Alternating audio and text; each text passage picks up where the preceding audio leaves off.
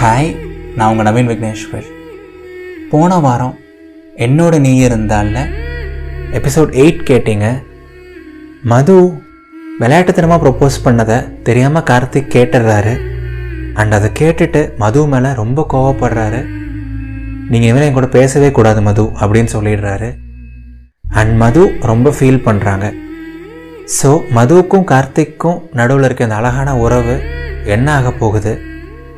மதுவும் கார்த்திக்கும் சேருவாங்களா மாட்டாங்களா? என்னோட நீ இருந்தாலோட லாஸ்ட் எபிசோட், அதாவது எபிசோட் 9 போகலாமா? 3, 2 and 1 ஆக்ஷன். கார்த்திக் உங்ககிட்ட இனிமேல் என் கூட பேசாதீங்க, பேசக்கூட ட்ரை பண்ணாதீங்க அப்படின்னு சொல்லிட்டாரு. அண்ட் அவர் சொன்ன வார்த்தைகளை உங்களால் ஜீர்ணிச்சிக்கவே முடியல. அண்ட் அந்த வார்த்தைகள் உங்களுக்கு கொடுத்த அந்த வலியை உங்களால் ஏற்றுக்க கூட முடியல. அப்படியே தூரத்தில் கார்த்திகை பார்க்குறீங்க. அவர் பாட்டுக்கு ரொம்ப வேகமாக நடந்து போயிட்டுருக்காரு. அண்ட் வேறு வழியே இல்லாமல் அந்த நைட்டில் அந்த இடத்துல நீங்கள் தனியாக இருக்க முடியாதுங்கிற ஒரே காரணத்தினால நீங்களும் அப்படியே மெதுவாக நடக்க ஆரம்பிக்கிறீங்க. கார்த்திக் பின்னாடியே நடக்க ஆரம்பிக்கிறீங்க. உங்களுக்கு கால்களே வரமாட்டேங்குது. ஏகப்பட்ட விஷயங்கள் உங்களை அப்படியே பின்னாடி பிடிச்சி இழுக்குது. உங்களோட வலி, உங்களோட பாஸ்ட், உங்களோட கில்ட், கார்த்திக் சொன்ன அந்த வார்த்தைகள் எல்லாமே உங்களை போட்டு அப்படியே படுத்துது. அப்படியே ரொம்ப கஷ்டப்பட்டு ரொம்ப மெதுவாக உங்களோட கால்களை எடுத்து வைக்கிறீங்க. அப்படியே நீங்கள் நடக்க நடக்க அந்த சாலையை பார்க்குறீங்க. அந்த சாலையை ஒட்டி இருக்க மரங்கள், பில்டிங்ஸ் எல்லாம் பார்க்குறீங்க. ஒரு 20 நிமிஷம் 30 நிமிஷம் முன்னாடி தான் இதே பில்டிங்ஸ் பக்கத்தில், இதே மரங்கள் பக்கத்தில் நீங்களும் கார்த்திக்கும் சிரித்து பேசுனீங்க. அப்படியே சந்தோஷமாக நடந்து வந்தீங்க. பட் இப்போ அதே சாலையில், அதே மரங்களுக்கு மத்தியில் கார்த்திக்குக்கும் உங்களுக்கும் நடுவில் இவ்வளோ பெரிய விரிசல் விழுந்துருச்சு. அண்ட் அந்த ரியாலிட்டியை உங்களால் ஏற்றுக்கவே முடியல.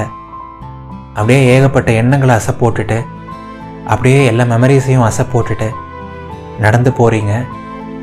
அப்படியே ஒரு 5 நிமிஷம் 10 நிமிஷம் போகுது. அண்ட் ஒரு வழியாக கார்த்திக்கோட அப்பார்ட்மெண்ட் வருது. அண்ட் ஒரு 2 நிமிஷத்தில் உங்களோட வீடும் வருது. அண்ட் வீட்டுக்குள்ளே கார்த்திக் ஃபஸ்ட்டு போகிறாரு. அப்படியே கதவை திறந்து வச்சுட்டே தான் உள்ளே போகிறாரு. அண்ட் அவர் பாட்டுக்கு வேகமாக உள்ளே போயிட்டு ஹாலில் இருக்க சோஃபாவில் உட்காந்துடுறாரு. சோஃபாவில் இருக்க ஒரு மூலையில் உட்காந்துடுறாரு. அண்ட் நீங்களும் அவர் பின்னாடியே நடந்து போயிட்டு அதே சோஃபாவில் உட்காடுறீங்க. நீங்கள் இன்னொரு எண்டில் உட்காடுறீங்க. அந்த சோஃபாவில் கார்த்திக் ஒரு எண்டில் உட்காந்துருக்காங்க, நீங்கள் ஒரு எண்டில் உட்காந்துருக்கீங்க. அண்ட் உங்கள் 2 பேர்த்துக்கும் நடுவில் கொஞ்சம் கேப் இருக்குது. அண்ட் நீங்கள் கார்த்திக் பக்கமே திரும்ப மாட்டீங்க. அப்படியே யதார்த்தமாக அப்படியே கேஷுவலாக அந்த சோஃபாலே உட்காந்துருக்கீங்க. அடுத்து என்ன பண்ணலாம், நம்ம ரூமுக்கு போகலாமா, நமக்கு தூக்கம் வருமா, நீங்கள் எதுவுமே யோசிக்கல. ஒரு கொஞ்ச நேரம் ஆகட்டும், ஒரு கொஞ்ச நேரம் ரிலாக்ஸ் பண்ணுவோம், எல்லாத்தையும் கொஞ்சம் மறக்க ட்ரை பண்ணுவோம் அப்படின்னு சொல்லிட்டு அப்படியே உட்காந்துருக்கீங்க. இதுக்கு மேலே என்ன நடந்துட போகுது? கார்த்திக் இனிமேல் நம்ம கூட பேச போகிறது கிடையாது. அவர் இனிமேல் நம்ம கூட பழக போகிறது கிடையாது.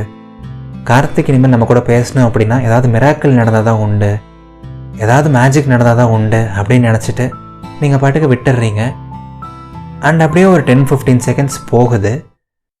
அண்ட் அப்போ தான் நீங்கள் எதிர்பாராத விதமாக அந்த மிராக்கிள் நடக்க ஆரம்பிக்குது, அந்த மேஜிக் நடக்க ஆரம்பிக்குது. திடீர்னு உங்கள் வீட்டோட காலிங் பெல் அடிக்குது. அப்படியே அந்த காலிங் பெல் சத்தமாக அடிக்குது. டைம் பார்த்தா நைட் ஒரு 11:40 போல் இருக்குது. யாராக இருக்கும் இந்நேரத்தில் அப்படின்னு உங்களுக்கு தோணுது. அண்ட் இது கார்த்திக்கோட வீடு, கார்த்திக்கே போய் கதவை திறந்துருவார் அப்படின்னு நினைக்கிறீங்க. பட் கார்த்திக் அந்த பெல்லை கண்டுக்கவே இல்லை. அவர் பாட்டுக்கு உட்காந்துருக்காரு. இன்னொரு 5 செகண்ட் ஆகுது. அண்ட் மறுபடியும் அந்த காலிங் பெல் அடிக்குது. இன்னும் கொஞ்சம் சத்தமாக அடிக்குது. என்னடா அது, யாரோ வெயிட் பண்ணுறாங்க போல், ஏதாவது எமர்ஜென்சியாக இருக்க போகுது. என்ன அந்த மனுஷன் வேறு எந்திரிக்க கூட மாட்டேங்கிறாரு, பேசாமல் நாமளே போய் பார்த்துடலாமா அப்படின்னு யோசிக்கிறீங்க. ஒரு சில தயக்கங்கள் வருது உங்களுக்கு. பட் அதையும் மீறி நீங்கள் அப்படியே மெதுவாக நடந்து போயிட்டு மெதுவாக அந்த கதவை திறந்து பார்க்குறீங்க. உங்கள் கதவை திறந்தால் உங்கள் முன்னாடி ஒரு டெலிவரி பாய் நிற்கிறாங்க. ஒரு ரெட் கலர் ஷர்ட் போட்டுட்டு நிற்கிறாங்க. அண்ட் நீங்கள் அவர்கிட்ட பேசுகிறீங்க. சொல்லுங்கண்ணா, என்ன விஷயம் அப்படின்னு கேட்குறீங்க. அண்ட் அந்த டெலிவரி பாய் உங்களுக்கு பதில் சொல்கிறாங்க. மேடம், மதுங்கிற நேமில் ஒரு பர்த்டே கேக் ஆர்டர் பண்ணியிருந்தாங்க. கார்த்திக் சார் தான் ஆர்டர் பண்ணியிருந்தாரு, அதை டெலிவர் பண்ணணும் மேடம் அப்படின்னு சொல்லிட்டு உங்ககிட்ட ஒரு கவரை நீட்டுறாரு. அண்ட் உங்களுக்கு அந்த செகண்ட் ஒரு ஷாக் கலந்த ஒரு சர்ப்ரைஸ். நீங்கள் ஆல்ரெடி நிறையா பெயினில் இருக்கீங்க, ஆல்ரெடி ஏகப்பட்ட வருத்தத்தில் இருக்கீங்க. பட் இருந்தாலும் இது உங்களுக்கு ஒரு சின்ன சர்ப்ரைஸாக இருக்குது. அண்ட் இன்ஃபேக்ட் நாளைக்கு உங்கள் பர்த்டேன்னு சொல்லிட்டு உங்களுக்கு இப்போ தான் ஞாபகம் வருது. பரவாயில்லையே, கார்த்திக் நம்ம ஐடி கார்டில் நம்ம டேட் ஆஃப் பர்த் பார்த்துருப்பாரு போல், அதனால தான் அதை ஆர்டர் பண்ணியிருப்பாரு அப்படின்னு உங்களுக்கு தோணுது. லைட்டாக சந்தோஷப்படுறீங்க. பட் இருந்தாலும் உங்களுக்கு இன்னொரு விஷயமும் தோணுது. கார்த்திக் கண்டிப்பாக இது சண்டை போடுறதுக்கு முன்னாடி தான் ஆர்டர் பண்ணியிருப்பார், சண்டை போட்டதுக்கப்புறம் அவர் ஃபோனை கூட தொடலை அப்படின்னு உங்களுக்கு தோணுது. அப்படியே யதார்த்தமாக பின்னாடி திரும்பி கார்த்திகை பார்க்குறீங்க. பட் கார்த்திக் இன்னும் அந்த சோஃபாவில் ஒரு மூலையிலே தான் உட்காந்துருக்காரு. கேக் வந்ததை அவர் கண்டுக்க கூட இல்லை. அண்ட் நீங்கள் வேணும்னே விளையாட்டுக்கு அந்த டெலிவரி பாய் அண்ணா கிட்ட ஒரு பதில் சொல்கிறீங்க. அண்ணா, மதுங்கிற பேர்லலாம் இங்கே யாரும் இல்லை. அண்ட் அப்படியே அவங்க இங்கே இருந்தால் கூட கேக்குக்கான தேவை இப்போ கிடையாது, நீங்கள் ஆர்டரை கேன்சல் பண்ணிக்கோங்க அப்படின்னு சொல்கிறீங்க, விளையாட்டுக்கு சொல்கிறீங்க. அண்ட் நீங்கள் சொன்ன ஒரு சில வினாடிகள்லையே டக்குன்னு உங்கள் பின்னாடி இருந்து கார்த்திகோட குரல் மட்டும் கேட்குது. அண்ணா, நான் தான் கேக் ஆர்டர் பண்ணேன், நான் ஆல்ரெடி ஆன்லைனில் பே பண்ணிட்டேன், நீங்கள் கேக்கை டேபிளில் வச்சுட்டு போயிடுங்கண்ணா அப்படின்னு சொல்கிறாரு. அண்ட் அவர் அப்படி சொல்கிறது உங்களுக்கு இன்னும் கொஞ்சம் ஃபீல் குட்டாக இருக்குது. அண்ட் ரொம்ப நேரம் கழித்து கார்த்திகோட வாய்ஸை கேட்டிருக்கீங்க. அண்ட் அதுவே உங்களுக்கு இன்னும் கொஞ்சம் சந்தோஷம் கொடுக்குது. அண்ட் அந்த டெலிவரி பாய் அண்ணாவும் கேக்கை டேபிளில் வச்சுட்டு போயிடுறாங்க. அண்ட் நீங்கள் மறுபடியும் வந்து உங்கள் சோஃபாவில் அதே கார்னரில் உட்காந்துக்கிறீங்க. கார்த்திக் நம்ம கூட பேச மாட்டார், நம்மளையும் பேச வேண்டாம்னு சொல்லியிருக்காரு. பட் தெரியாமல் சண்டை போடுறதுக்கு முன்னாடி ஒரு கேக் ஆர்டர் பண்ணியிருக்காரு. கார்த்திக் இனி என்ன தான் பண்ண போகிறாரு அப்படின்னு யோசிக்கிறீங்க. அண்ட் நீங்கள் யோசிக்க யோசிக்க அடுத்த மிராக்கிள் நடக்குது. அந்த மேஜிக் நடக்க ஆரம்பிக்குது. திடீர்னு கார்த்திகோட கை உங்கள் ஷோல்டரில் படுது. அண்ட் நீங்கள் அப்படியே ஒரு சந்தோஷத்தோட உங்களோட இடது பக்கம் பார்க்குறீங்க. பட் பார்த்தா உங்களோட லூசு கார்த்திக் தலையை கூட திருப்பாமல் அவரோட கையை மட்டும் வச்சு உங்களை டச் பண்ணுறாரு. அண்ட் அவரோட கையில் ஒரு பேப்பர் இருக்குது. நீங்கள் அந்த பேப்பரை வாங்கி பார்க்குறீங்க. ஒரு சின்ன நோட் பேட்லேருந்து கிழிச்ச ஒரு பேப்பர் மாதிரி இருக்குது, ஒரு சின்ன பேப்பர் மாதிரி இருக்குது. அண்ட் அந்த பேப்பரில் பெருசாக சாரி அப்படின்னு எழுதியிருக்கு. அண்ட் அதை பார்த்த உடனே உங்களுக்கு இன்னும் கொஞ்சம் ஃபீல் குட்டாக இருக்குது. பரவாயில்ல, கார்த்திக் பேசலைன்னா கூட அட்லீஸ்ட் ஒரு பேப்பரில் சாரின்னா எழுதி தராரு அப்படின்னு உங்களுக்கு தோணுது. அண்ட் நீங்கள் திரும்பி பேசலாமான்னு யோசிக்கிறீங்க. பட் வேண்டாம், நாமளாக போய் மறுபடியும் பேச வேண்டாம் அப்படின்னு சொல்லிட்டு நீங்கள் இன்னொரு பென் எடுத்து அந்த பேப்பரை திருப்பி இட்ஸ் ஓகே அப்படின்னு போட்டு அப்படியே 2 டாட் வச்சு ஸ்மைலி போட்டு அந்த பேப்பரை கார்த்திக்கு திரும்பி கொடுக்குறீங்க. அண்ட் நீங்களும் விளையாட்டுக்கு உங்களோட தலையை கீழே குனிஞ்சிட்டே கொடுக்குறீங்க. அண்ட் அடுத்த செகண்டே டக்குன்னு கார்த்திக் அந்த பேப்பரை வாங்கிடுறாரு. உங்களுக்கு நடக்கிறதெல்லாம் அப்படியே சிரிப்பாக இருக்குது. அண்ட் ஒவ்வொரு நிமிஷமும் போக போக உங்களோட வலியும் கொஞ்சம் கம்மியாகுது. அண்ட் ஒரு 20 செகண்ட் கழித்து கார்த்திக் அடுத்த பேப்பரை நீட்டுறாரு, தன்னோட தலையை குனிஞ்சிட்டே நீட்டுறாரு. அண்ட் அந்த பேப்பரை வாங்கி நீங்கள் படித்து பார்க்குறீங்க. சாரி மது, நான் உங்களை ரொம்ப ஹர்ட் பண்ணிட்டேன் அப்படின்னு சொல்லிட்டு ஒரு சேட் ஸ்மைலி வரைஞ்சி கொடுத்துருக்காரு. அண்ட் உங்களுக்கு அதை பார்த்த உடனே இன்னும் சந்தோஷமாகுது. அண்ட் அந்த பேப்பரை திருப்பி நீங்கள் மறுபடியும் எழுதுறீங்க. பரவாயில்லைங்க கார்த்திக், எனக்கு உங்கள் சிச்சுவேஷன் புரியுது அப்படின்னு ஒரு ஹாப்பி ஸ்மைலி போட்டு அந்த பேப்பரை நீங்கள் மறுபடியும் திருப்பி கொடுக்குறீங்க. அந்த ஹாப்பி ஸ்மைலி மாதிரியே உங்களோட மூஞ்சியும் மாறுது. கார்த்திக் உங்களோட பர்த்டேக்காக ஸ்பெஷலாக கேக் ஆர்டர் பண்ணிட்டாரு. இப்போ உங்ககிட்ட பேசவும் ஆரம்பிச்சிட்டாரு. பட் வாயை திறந்து பேச மாட்டுறாரு, கொஞ்சம் ஓவராக பண்ணிகிட்ருக்காரு. அண்ட் அடுத்த ஒரு 15 செகண்ட்லேயே அடுத்த ரிப்ளையும் வருது, அடுத்த பேப்பரும் வருது. என்ன மது, உங்களை ரொம்ப ஹர்ட் பண்ணிட்டேனா அப்படின்னு ஒரு கொஷின் மார்க் போட்டு கொடுத்துருக்காரு. அண்ட் நீங்கள் மறுபடியும் அந்த பேப்பரை திருப்பி எழுதுறீங்க. அட அதெல்லாம் ஒன்றும் இல்லை கார்த்திக், ஃப்ரீயாக விடுங்க, நான் ஒன்றும் நினச்சிக்கல, எல்லாம் ஓகே கார்த்திக், பட் இருந்தாலும் கொஞ்சம் வாயை திறந்து பேசுனீங்கன்னா நல்லாயிருக்கும் அப்படின்னு போட்டு ஒரு லாஃபிங் ஸ்மைலியும் வரைஞ்சி மறுபடியும் அந்த பேப்பரை நீட்டுறீங்க. உங்களுக்கு அப்படியே அந்த பேப்பர் கான்வர்சேஷன் லைட் ஹார்ட்டடாக இருக்குது. அப்படியே உங்களுக்கு நல்லா ஃபீல் குட்டாக இருக்குது. அப்படியே ஒரே சோஃபாவில் உட்காந்துட்டு மூஞ்ச கூட பார்க்காம 2 பேரும் லெட்டர்லேயே பேசுகிறீங்க. அண்ட் 10 செகண்டில் மறுபடியும் கார்த்திக் கிட்ட இருந்து அடுத்த லெட்டர் வருது. நானும் வாயை திறக்கலான்னு நினைக்கிற மது, பட் இருந்தாலும் என்னோடய ஈகோ என்னை தடுக்குது அப்படின்னு சொல்லி ஒரு சேட் ஸ்மைலி உறைஞ்சி கொடுத்துருக்காரு. அண்ட் அதை பார்த்த உடனே உங்களுக்குள்ள ஒரு சின்ன கோபம் வருது. என்னது ஈகோவா அப்படின்னு சொல்லிட்டு வேகமாக அந்த பேப்பர் அப்படியே சுருட்டி ஒரு பால் மாதிரி பண்ணி விளையாட்டுக்கு அப்படியே கார்த்திக் மேலே எரியறீங்க. அப்போயாவது கார்த்திக் பேசுவாரா அப்படின்னு சொல்லிட்டு.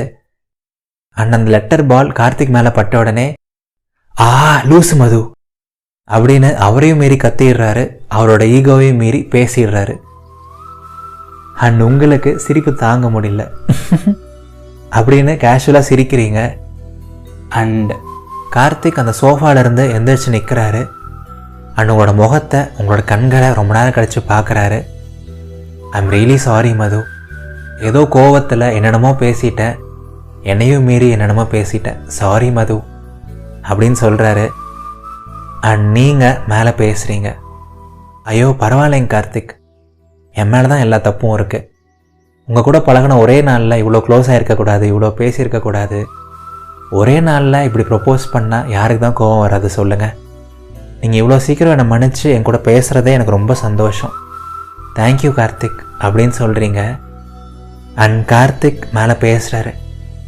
அட நீங்கள் வேறு மது, என் கோவம்லாம் 5 நிமிஷம் 10 நிமிஷத்துக்கு மேலே நினச்சிருக்காது. நான் எப்படியாவது ஒரு வாரமாவது பேசாமல் இருந்துடலாம், இல்லைன்னா என்னோடய கெத்து குறைஞ்சிரும்னு நினச்சேன். பட் நீங்கள் சோகமாக இருக்கிறத பார்க்கும்போது என்னால் தாங்க முடியல. உங்கள் கூட ஒரு 5 நிமிஷத்துக்கு மேலே பேசாமல் இருக்க முடியல மது அப்படின்னு சொல்கிறாரு. அண்ட் அதை கேட்க உங்களுக்கு இன்னும் சந்தோஷமாக இருக்குது.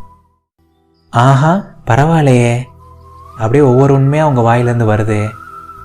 இருந்தாலும் பிடிக்காத ஒரு பொண்ணுக்காக, ஜஸ்ட் ஒரு ஃப்ரெண்டுக்காக நைட்டு 12 மணிக்கு கேக்கெலாம் ஆர்டர் பண்ணி சர்ப்ரைஸ் பண்ணுவீங்கன்னு நினச்சி கூட பார்க்கல கார்த்திக் அப்படின்னு விளையாட்டுக்கு சொல்கிறீங்க. அண்ட் கார்த்திக் உடனே மேலே பேசுகிறாரு. என்னது பிடிக்காத ஒரு பொண்ணுக்காகவா? இல்லை இல்லை இல்லை சாரி ஒன்றும் இல்லை அப்படின்னு மழுப்புறாரு. கார்த்திக் என்ன சொன்னீங்க மறுபடியும் சொல்லுங்கள் அப்படின்னு சொல்கிறீங்க. கார்த்திக் அவரையும் மீறி ஒரு சில வார்த்தைகள் உளர ஆரம்பிக்கிறாரு. இல்லை மது நான் ஒன்றும் சொல்லலையே அப்படின்னு சொல்கிறாரு. அண்ட் நீங்கள் மேலே பேசுகிறீங்க. அதெல்லாம் ஏற்றுக்க முடியாது, நீங்கள் ஒரு வார்த்தை சொன்னீங்க, அதை திரும்பி சொல்லி தான் ஆகணும் அப்படின்னு சொல்கிறீங்க. அண்ட் கார்த்திக் ஒரு வழியாக மேலே பேசுகிறாரு. சொல்கிறேன் மது, உங்களை பிடிக்காத பொண்ணுலாம் நான் சொல்லவே மாட்டேன் மது. ஒரு மணி நேரத்துக்கு முன்னாடி கூட உங்களை பற்றி சொன்னனே, உங்கள் கூட இருந்தால் அவ்வளோ ஹாப்பியாக இருக்குது, டைம் போகிறதே தெரியறதில்ல, என்ன நானே மறந்துருக்கேன், அப்படி இப்படின்னு சொல்லிட்டு ஏகப்பட்ட விஷயங்கள் சொன்னனே. உங்களை பிடிக்காதுன்னு நான் எப்போ சொன்னேன் சொல்லுங்கள் அப்படின்னு சொல்கிறாரு. அண்ட் அந்த வார்த்தைகளை கேட்க கேட்க உங்கள் காதில் அப்படியே தேன் வந்து பாய ஆரம்பிக்குது. புரியுதுங்க கார்த்திக், கேட்கும்போதே ரொம்ப சந்தோஷமாக இருக்குது. இது போதும் கார்த்திக், இது போதும். ஆனாலும் ஒரே ஒரு டவுட் கார்த்திக், மறுபடியும் அந்த டாபிக் எடுக்கிறேன்னு சொல்லிட்டு தப்பாக எடுத்துக்காதீங்க. பட் இருந்தாலும் இதை கேட்டே ஆகணும். என்னை இவ்வளோ பிடிச்சிருக்குன்னு சொல்கிறீங்க, என் கூட இருந்தால் அவ்வளோ சந்தோஷமாக இருக்கேன்னு சொல்கிறீங்க, எல்லாமே இருக்குன்னு சொல்கிறீங்க. ஆனால் லவ் மட்டும் ஏன் இல்லைன்னு சொல்கிறீங்க? உங்களுக்கு விருப்பம் இருந்தால் ஷேர் பண்ணுங்கள், இல்லைனா சொல்ல வேண்டாம் அப்படின்னு சொல்கிறீங்க. அண்ட் கார்த்திக் மேலே பேசுகிறாரு. சொல்கிறேன் மது, இதுக்கு மேலே மறைக்க என்ன இருக்குது? உங்களுக்கு மட்டும் இல்லை, எனக்கும் உங்களை பார்த்த செகண்ட்லேருந்தே ரொம்ப பிடிச்சிருந்துச்சு மது. அதனால தான் உங்களுக்கு அவ்வளோ ஹெல்ப் பண்ணேன், உங்களையே சுற்றி வந்தேன். எனக்கும் உங்கள் மேலே ஃபீலிங்ஸ் வந்துச்சு. பட் அந்த ஃபீலிங்ஸை நான் தான் டெவலப் பண்ண வேண்டாம், ஃப்ரெண்ட்ஸாகவே இருக்கலாம்னு சொல்லிட்டு என்னை நானே போட்டு ரொம்ப கம்பல் பண்ணேன். பட் அதுக்கும் நிறையா ரீசன் இருக்குது மது. போன ரிலேஷன்ஷிப்பில் அவ்வளோ கஷ்டப்பட்டுட்டேன். அண்ட் அந்த பொண்ணுனால லைஃப்பில் அவ்வளோ விஷயத்தை இழந்துட்டேன். இதுக்கு மேலே இன்னொரு ரிலேஷன்ஷிப் வேண்டாம், இதுக்கு மேலே யார் கூடயும் அவ்வளோ க்ளோஸ் ஆக வேண்டாம் அப்படின்னு சொல்லிட்டு ரொம்ப இன்செக்யூராகவே இருந்தேன் மது. அதுதான் உங்கள் கூட க்ளோஸ் ஆக ஆக லவ்வில் விழுந்துருவோமோன்னு பயந்து ஃப்ரெண்ட்ஸாகவே இருப்போம்னு சொல்லிட்டு நான் திரும்பி சொல்லிகிட்டே இருந்தேன். நான் சொன்னதை நீங்கள் என்ன லவ் பண்ணிடக்கூடாதுங்கிறதுக்காக கிடையாது, நான் உங்களை லவ் பண்ணிடக்கூடாதுங்கிறதுக்காக தான். சாரி மது அப்படின்னு சொல்கிறாரு. அண்ட் அவர் சொல்கிறதெல்லாம் கேட்கும்போது உங்களுக்கு அவ்வளோ சந்தோஷமாக இருக்குது. அண்ட் அந்த சந்தோஷத்துலேயே நீங்கள் மேலே பேசுகிறீங்க. பரவாயில்ல கார்த்திக், அதனால் என்ன, எனக்கு உங்கள் சிச்சுவேஷன் டோட்டலாக புரியுது. பட் ஒரே ஒரு விஷயம் மட்டும் சொல்கிறேன் கார்த்திக், ஒருத்தங்க உங்களை ஹர்ட் பண்ணாங்கங்கிற ஒரே காரணத்தினால எல்லாரும் உங்களை ஹர்ட் பண்ணுவாங்கன்னு கிடையாது. ஒரு ரிலேஷன்ஷிப் உங்களுக்கு ஃபெயில் ஆனனால எல்லா ரிலேஷன்ஷிப்பும் ஃபெயில் ஆகும்னு சொல்ல முடியாது கார்த்திக். நான் என் மனசார சொல்கிறேன், எனக்கு என் ஃபேமிலிக்கு அடுத்து உங்களை தான் ரொம்ப பிடிக்கும் கார்த்திக். நீங்கன்னா எனக்கு உசுறு. அண்ட் கண்டிப்பாக மனசறிஞ்சு உங்களை நான் ஹர்ட் பண்ண மாட்டேன், உங்களை கஷ்டப்படுத்த மாட்டேன். நமக்குள்ளே அப்பப்போ மிஸ் அண்டர்ஸ்டாண்டிங்ஸ் இருக்கலாம், பட் கண்டிப்பாக எனக்கும் நான் உங்களை விட்டு போக மாட்டேன், உங்களை ஒரு நாள் கூட கஷ்டப்படுத்தவும் மாட்டேன். நான் இவ்வளோ சொல்லிட்டேன், பட் இதுக்கு மேலேயும் நம்ம வெறும் ஃப்ரெண்ட்ஸாக மட்டும் இருக்கலாம் அப்படின்னு நீங்கள் சொன்னீங்கன்னா எனக்கு எந்த பிரச்சனையும் இல்லை அப்படின்னு சொல்கிறீங்க. அப்படியே உங்கள் மனசில் இந்த பாரத்தை ஃபுல்லாக கொட்டிட்டீங்க. அண்ட் கார்த்திக் மேலே பேசுகிறாரு, என்னது ஜஸ்ட் ஃப்ரெண்ட்ஸா, ஆளப்பாரு, அதெல்லாம் முடியாது அப்படின்னு சொல்கிறாரு விளையாட்டுக்கு. அண்ட் அவர் சொன்ன லைனோட மீனிங் உங்களுக்கு நல்லா புரியுது, பட் இருந்தாலும் உங்கள் மனசு அதை ஏற்க மறுக்குது. கார்த்திக், நீங்கள் என்ன சொல்ல வரீங்கன்னு எனக்கு லைட்டாக புரியுது, பட் ப்ளீஸ் இப்படி பொடி வச்சு பேசாதீங்க. என்னவா இருந்தாலும் அப்படியே ஓப்பனாக சொல்லிடுங்க, உங்கள் மது இன்னும் சந்தோஷப்படுவா அப்படின்னு சொல்கிறீங்க.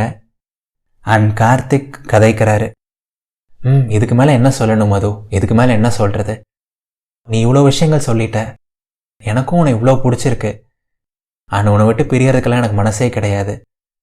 உன் கூட லைஃப் லாங் இருந்தால் அந்த லைஃப் ரொம்ப நல்லா இருக்கும்னு நான் நம்புகிறேன். யாருக்கு வேணும் உன்னோட ஃப்ரெண்ட்ஷிப்லாம், தூக்கி போடு.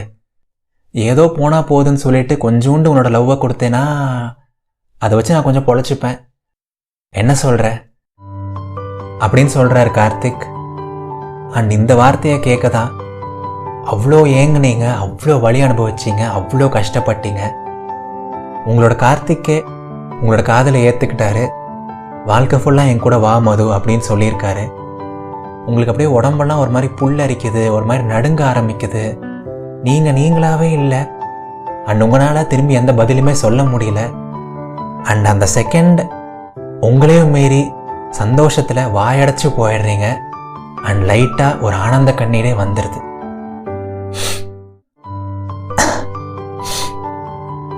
அப்படியே அந்த ஆனந்த கண்ணீர் மல்க திரும்பி உங்களோட கார்த்திக்கு, உங்களோட வருங்கால கணவருக்கு ஒரே ஒரு லைன் தான் சொல்கிறீங்க, என்ன கார்த்திக், நம்மளோட வாழ்க்கை பயணத்தில் பயணிப்போமா அப்படின்னு சொல்கிறீங்க.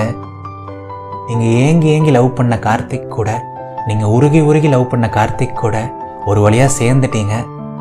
கார்த்திக்கோட காதலும் உங்களுக்கு கிடச்சிருச்சு. அந்த வினாடி இந்த உலகத்தில் உங்களை விட சந்தோஷமான ஒரு பொண்ணு யாருமே இருக்க முடியாதுன்னு உங்களுக்கு தோணுது. அண்ட் அந்த இரவு கார்த்திக்கோட உங்களோட பிறந்தநாளை கேக் வெட்டி செலிப்ரேட் பண்ணுறீங்க. இதோட ஒரு பெரிய பிறந்தநாள் பரிசு வேறு என்ன இருக்க முடியும் உங்களுக்கு, சொல்லுங்கள்.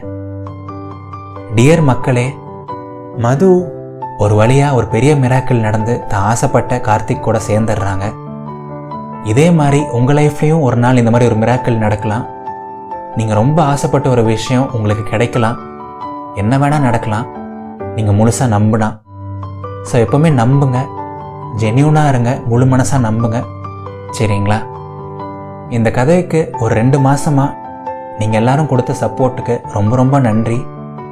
இந்த கதை இப்போ முடிஞ்சிருக்கலாம், பட் இதயத்தின் குரலோட பயணம் மேலும் அழகாக தொடர்ந்துகிட்டே இருக்கும். உங்களோட அன்பு, ஆதரவு, சப்போர்ட் எல்லாத்தையும் எனக்கு கொடுத்துட்டே இருங்க. அண்ட் என்னோட 5வது கதையும் சீக்கிரமாக ரிலீஸ் ஆகிடும். இது நவீன் விக்னேஸ்வரின் இதயத்தின் குரல். நன்றிகள் 1000.